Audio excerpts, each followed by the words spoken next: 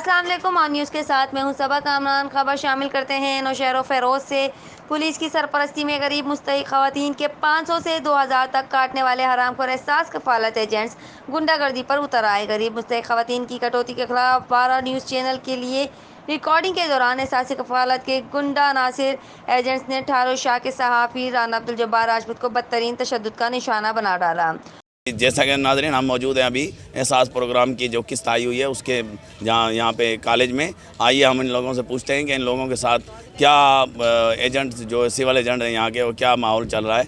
आइए उन्हें इंतज़ामिया से भी बातचीत करते हैं। जी 1,000 रुपये काट रहे हैं गरीब लोगों से, नाजायज़ी कर रहे हैं, बोल रहे हैं पैसे दे दो, हम फिर तुम्हारे को पैसे निकाल के दे रहे हैं। अच्छा। हम गरीब लोग जो है 3 दिन से परेशान है बहुत। 1,000 रुपया 500 रुपये ले रहे हैं। आराम से तू भी बात कर। क्या मैंने आपको क्या कहा है?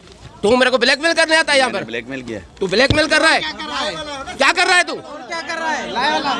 हाँ मैंने कौन सा? तू ब्लैकमेल करने आता है हमारे को यहाँ पर? नहीं, तू हमारे को ब्लैकमेल करने आता है लाइव वाला बाबा। ब्लैकमेल, तू मेरे को ब्लैकमेल करने आता है यहाँ पर? धक्का लेने आता है हमसे? दादागिरी है ये? मैंने दादागिरी की है? दादागिरी नहीं और क्या है? तू हमारे और ये इल्ज़ाम आयद करके पुलिस के हवाले कर दिया कि ये डकैती कर रहा था। ये वीडियोज़ इस अफसोसनाक वाक़े से पहले और बाद की हैं। इस अफसोसनाक वाक़े को गलत रुख देने वाले सहाफ़ियों पर अफसोस ही कर सकते हैं।